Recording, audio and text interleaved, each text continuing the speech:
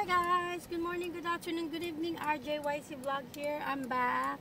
Kamusta kayo? So ito, napaka-busy ng ating weekend. We attended our first prayer rally for PRRD here in Vancouver. Happens last 2 days ago. So, sobrang successful. Ang daming dumalo. So, okay. Let's discuss kung ano mga nangyayari. Actually, itong mga ginagawa ngayon ng gobyerno ni Bongbong Marcos sa Pilipinas is really exhausting at ang hirap maging matatag. Pero according to BP Sara, matatag naman si PRRD, so gayahin na lang natin siya. Kasi hopefully, sana i-wish natin at ipagpanalangin natin na makauwi na si PRRD bago ang kanyang birthday. Ganun pa man, kung hindi man mangyari yan, let's keep praying na matapos na itong kalbaryo ng Pilipinas. Alam nyo ba na makakabawi lang kayo sa mga kalokohan at pagtatraidor ng Bangag administration sa halalan? So, wag niyong kakalimutan na kailangan vote straight talaga. Kahit hindi niyo gusto yung ilan dyan, kung meron kayong personal preference, makinig tayo kay PRRD. Kasi nung nakaraan, hindi tayo nakinig.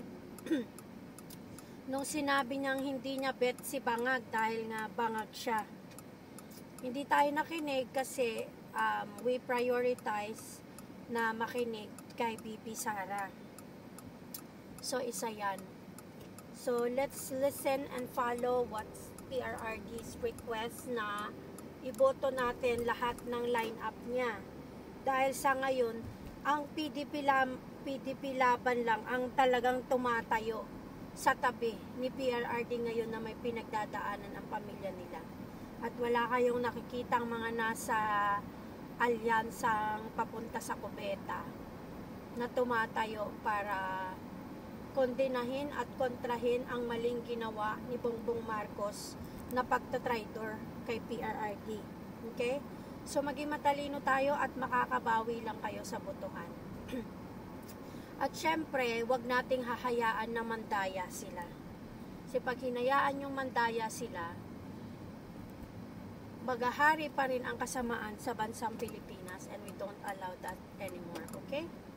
So, let's just be vigilant at magbantay sa ating mga galaw at kilos, sa ating mga salita. At make sure na tayong lahat ay nagtutulong-tulong para protektahan ang bansang Pilipinas sa mga ganid, sa kapangyarihan at salapi na kagaya ni Bongbong Marcos. Okay? Anyways, I hope everyone is doing great right now.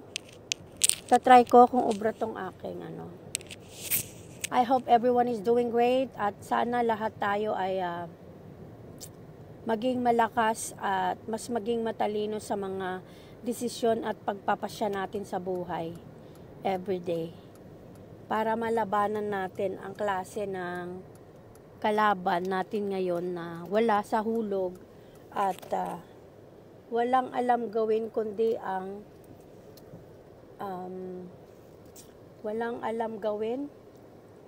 ang parusahan ang mga Pilipino sa kanyang kagustuhan na maghari lang ang kasamaan. Kaya ang ginagawa niya ay gawing mangmang ang taong bayan na akala niya siguro magtatagumpay siya.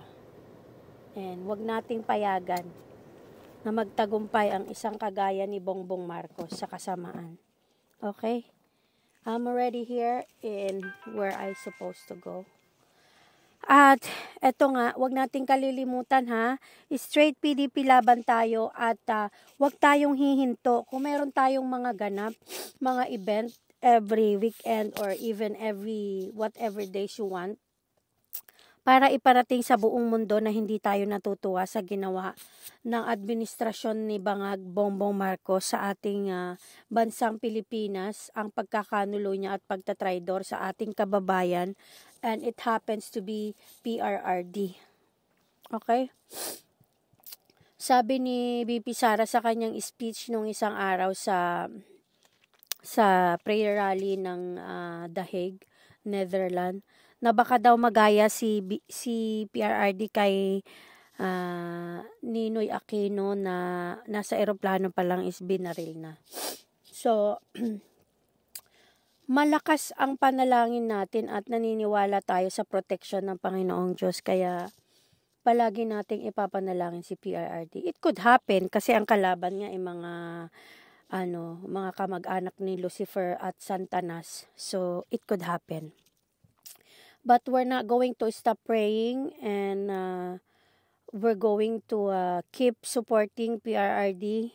At kung mangyari man yung mga bagay na yan na makakauwi na si PRRD, sisiguraduhin natin na ligtas si PRRD. Okay? Anyways, ano pa ba? Basta, let's keep on doing what is the best for our country, at wag nating isuko yung ating karapatan na magsalita ng kung ano yung karapat-dapat. Wag nating isuko yung karapatan natin na ma-voice out ang mga hinaing natin. Kasi ngayon pinipigilan nilang mga vloggers na magsalita, 'di ba? So wag kayo papayag. Meron tayong mga social media na pwede nating gamitin para ipakita at ilabas ang ating hinaing sa kabulastugan ng gobyerno ni Bangag. So wag tayong papayag na kung ano lang yung gusto nilang sabihin, yun lang isusundin natin, at hindi na nila pakikinggan ang boses ng mamamayang Pilipino. Huwag tayong pumayag dyan, okay? And also, because we are planning to vote straight for the PDP laban, alam naman natin na tayong mamamayang Pilipino ang may kakayahan na magpatalsik ng mga empleyado sa gobyerno. Kasi alam nyo naman na empleyado lang ang mga nasa gobyerno. Kasi ang nagbabayad po ng sahod niyan is kayong mga Pilipino. Kayo na nandyan. Kasi they get their income sa mga binabayad nyong tax. Diyan galing yan. So technically, kayo talaga ang boss ng mga empleyado sa gobyerno. Okay, lagi ngang sinasabi ni PRRD, di ba? Galing naman yan sa gobyerno, galing yan sa mga tao. So, dapat gamitin na maayos. So, nasa kamay ng mga Pilipino kung sino yung ihahalal nyo dyan sa posisyon. At piliin nyo na, okay? Huwag nyo kakalimutan yung mga, bumoto sa impeachment ni BP Sara. Tandaan nyo rin yung mga pangalan nila dahil yan yung mga hindi nyo na iuupo sa gobyerno, okay? Yung mga congressman nyo dyan sa sa inyong mga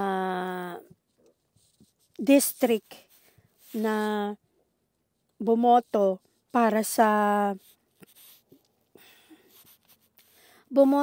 dyan sa impeachment ni BP Sara na nabayaran, okay?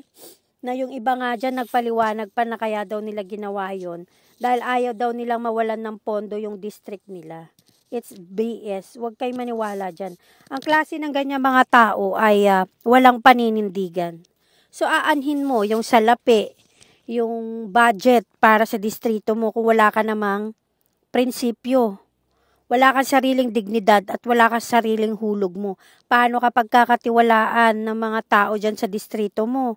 Kung sa ganung bagay hindi mo kayang manindigan, di ba? So, ganyan, tingnan nyo yan. Tingnan nyo kung yung mga nasa distrito nyong congressman, congresswoman ay hindi bumoto ng tama at inisip ang salapi at kapangyarihan at posisyon at nagpagamit kay tambanakaw. Okay? Alam nyo kasi etong nangyayari ngayon sa bansang Pilipinas ay labanan na to ng mabuti at masama. And obviously, nakikita natin na ang mga kaalyado ni Bangag at ni Tambanakaw ay nasa kasamaan na. Kasi hindi na sila gumagawa ng tama at lumalabag na rin sila sa mga batas ng Pilipinas. Okay, and number 1 kasi na mahusay lumabag sa batas ay yung kanilang pinuno. So once the leader is crooked, once the leader is wala sa hulog, once the leader is full of BS, ganun din ang mga kasapi niyan at mga nasa ilalim niyan. Kumbaga, ang pinuno mo ay hindi marunong rumispeto sa kapwa-tao at ang ginagamit na estratehiya ay kasamaan at pang-aabuso at hindi patas na paglaban, ganyan din ang mga nasa ilalim niyan. So wag na tayong magtaka kung ganyan din yung mga kasapi at mga nasa ilalim ni Bangag at yung mga napapasunod niyang tao sa kasamaang ginagawa niya. Wag na tayong magtaka na bakit may mga kakampi siya. Kasi most of that naman, hindi naman yan for free. At ang ginagawa lang nila yan para sa trabaho o kaya may bayad para sa pamilya. Kasi yan yung mga tao na yan na walang paninindigan at walang prinsipyo. And I will repeat this. It's gonna stay in the history of the Philippines na merong presidente at merong mga gobyernong nasa politiko at trabahador ng gobyerno na trinaydor ang kanilang kababayan at ang bansang Pilipinas para sa kapangyarihan at sa posisyon. Maiiwan na yan, nakatatak na yan sa history, hindi na yan mapapalitan. Yung mga nagtraidor kay PRRD, si Anyo, si Remulla, si Boying, si Honvic, si Torre, si Gibo, at yung presidente ng Pilipinas ngayon na wala sa hulog, nasa history na yan. Hindi na yan mabubura yung ginawa nila sa bansang Pilipinas kahit anong mangyari. Tatatak na yan sa isip at isipan ng mga Pilipino. Kaya nga mga Pilipino ngayon sukang-suka na galit na all over the world kasi hindi nila nagugustuhan yung pamamaraan ng Bangag na Bongbong Marcos. Okay? Kasi some people, they still think na tama lang yung ginawa ni Marcos and blah blah blah. Hindi, mali talaga kahit kanino. Alam nyo ba na kung gagawin to sa ibang kalaban ni Bangag, like halimbawa si Leni Lugaw or sino ba yung pwede o kaya kay Tulfo or whoever, kapag ginawa to sa kanila, magsasalita din ng taong bayan. Hindi man ganito ka-active dahil yung iba dyan wala naman sa hulog, pero magsasalita pa rin na mali. Alam nyo ba, dyan yung mapapatunayan na itong si Leni Robredo ba yan? Leni, kasi hindi ko gaanong matandaan yung pangalan niya kasi hindi ko naman siya iniisip. Itong si Leni Robredo at yung mga kakampi niya, nakakamping at yung mga yellow tae, kung sino man yan sila, naibulgar din yung totoong pagkatao nila eh. Totoo pa lang, hindi sila para sa bayan. Kasi kung para sa bayan yung mga tao na yan, magsasalita rin sila at maninindigan. So, na-expose ni PRRD na yang si Leni Robredo at ang mga nasa yellow tae at pink lawan na mga supporters ay hindi para sa bayan yan. Para lang sila sa piling tao na gusto nila. Hindi sila kakampi ng mga Pilipino.